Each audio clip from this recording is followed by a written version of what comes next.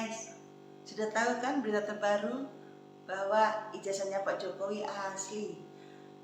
Sudah dilakukan penyelidikan, sudah dilakukan pembuktian, sudah dilakukan riset, dan semuanya menyatakan berdasarkan jenis kertasnya, tulisannya, tintanya, kemudian semua isinya itu sama dengan teman-teman yang seangkatan, ya kecuali nama, nomor ijazah itu yang beda ya, dan beberapa hal yang isinya identitas diri itu berbeda.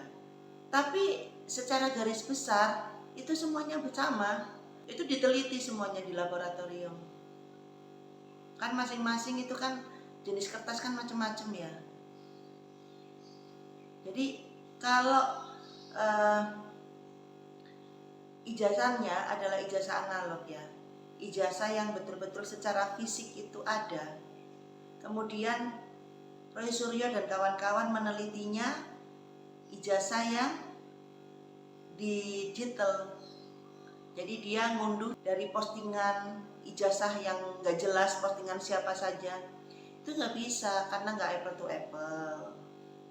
Nah, jadi saat ini saya mengatakan puji syukur, puji Tuhan, alhamdulillah ijazahnya Pak Jokowi asli.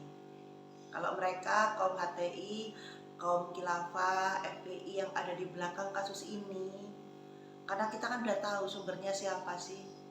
Ya mereka-mereka itu yang paling ngotot, paling getol, ya mereka itu. Dan saya juga nggak tahu mereka kerjasama dengan siapa, saya nggak mau menuduh.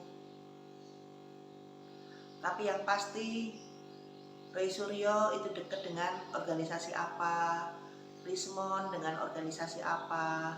Nah kita bisa melihat kalau Bu Tifa, Bu Kurnia, kemudian sama Pak Egy Sujana, itu kan kita sudah tahu mereka dekatnya dengan siapa, atau mereka di komplotan mana, kita sudah tahu. Tapi Rismon dan Roy Suryo kita tidak tahu. Entah kenapa mereka juga ikut bergabung di situ, atau karena mereka sedang mengerjakan pesanan orang, kemudian mereka dibayar karena butuh uang, kita nggak tahu. Kita nggak bisa menilai seseorang dari penampilan. Siapa tahu memang kondisinya mengkhawatirkan di bidang keuangan, sehingga dia bisa melakukan sesuatu yang sebetulnya dia tahu itu salah, tapi dia berusaha untuk mempertahankan. Demi apa? Demi cuan tentunya, demi dapur di rumah ngebul. Ya, saya nggak tahu, kadang-kadang ada orang yang kesannya kaya raya, tapi ternyata dia memiliki problem keuangan yang kompleks. Apabila ada orang menawarkan gimana caranya menjatuhkan Jokowi misalnya, ada hadiah kalau bisa membuktikan ijazahnya Bapak Jokowi palsu, hadiahnya belasan miliar atau mungkin puluhan miliar. Ya tentu bagi orang-orang yang membutuhkan dana, orang kepingin hidup hedon, kepingin bahwa dia membuktikan dia bisa menjadi sesuatu di Indonesia, ya satu-satunya jalan adalah menerima orderan itu gitu loh. Dan rasa-rasanya memang 2RS ini itu diorder. Dia sedang mengerjakan sesuatu sampai begitu bencinya, di depan publik, ngomong seperti itu nggak dipikir. Mereka pikir Pak Jokowi bakalan diem aja seperti 10 tahun yang lalu. Tapi setelah menjadi rakyat biasa, kalaupun Pak Jokowi memaafkan, rakyat Indonesia yang pro Jokowi itu nggak bakalan memaafkan. Malah mereka bakalan kecewa kalau Pak Jokowi tidak melanjutkan kasusnya. Seperti kami-kami ini, kecewa kalau Pak Jokowi tidak melanjutkan kasusnya. Kenapa? Karena kami sudah terkoyak-koyak selama 10 tahun, membiarkan presiden kami, presiden yang membangun Indonesia, salah satunya adalah ribuan kilometer jalan tol, jalan provinsi, 40 bendungan, 40 bandara, puluhan ribu kartu Indonesia Pintar, beasiswa yang diberikan untuk masyarakat yang tidak mampu.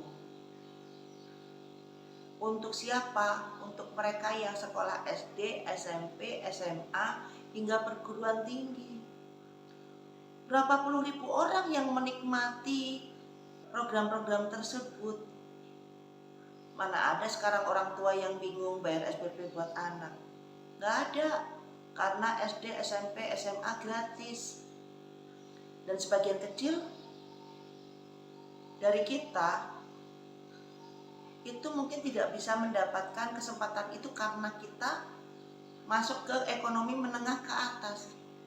Tapi yang menengah ke bawah, yang jumlahnya banyak banget di Indonesia, mendapatkan kesempatan untuk gratisan juga sekolahnya dengan memegang kartu Indonesia Pintar atau berbagai jenis beasiswa yang lain dari berbagai kementerian. Nah, jadi selama kepemimpinan beliau, kita tuh sejahtera guys. Utang sudah ada pernah jelasin. Utang zamannya Pak Soeharto ke Pak Habibie itu masih gede, lebih gede dari Pak Habibie ke Gus Dur, ke Bu Mega, ke SBY masih gede. Memang di zamannya Pak Jokowi gede, tapi sebetulnya tidak sebesar waktu zamannya mereka yang saya sebutkan di depan tadi. Cuman akumulasi. Kalau Pak Jokowi sekarang, pembangunan itu ada manfaatnya, ada bentuknya, kita menikmati. Sekarang siapapun tuh gembira ria loh. Saya yang di Jawa Timur aja mau berangkat ke Bali nih, saya bisa ngetol loh, bisa ngetol walaupun sampai Python.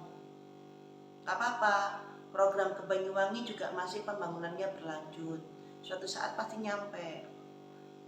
Mau ke Jakarta, yang dulu lewat bawah, kalau nggak 24 jam nggak nyampe dari Surabaya ya, atau dari Jawa Timur ke Jakarta. Sekarang 10-11 jam nyampe dengan jalan tol. Jadi seperti orang naik kereta. Nah, belum lagi jalan-jalan yang di luar pulau yang dulunya kemana-mana harus jalan kaki, sekarang ada jalan tol. Dulu mobil hanya sebuah impian. Kalau nggak kaya banget nggak punya mobil. Sekarang siapapun bisa beli mobil. Dulu zamannya Soeharto memang makanan, bensin murah. Tapi berapa gelintir orang sih yang punya mobil, punya motor? Ya memang semuanya murah, tapi gaji juga murah. Saya di zaman Orde Baru, gaji pegawai, ya dulu pegawai negeri, itu cuma 250.000 sebulan. Dari angka 125. Kemudian baru naik di zamannya Gus Dur. Zamannya Habibie aja belum begitu naik. Mentok di angka 450 di zamannya Bu Mega. Gus Dur. Itu di angka segitu. Guys. Jadi kita bisa pahamkan guys. Mungkin zaman dulu segalanya murah, sekarang segalanya mahal. Tapi UMR kita berapa?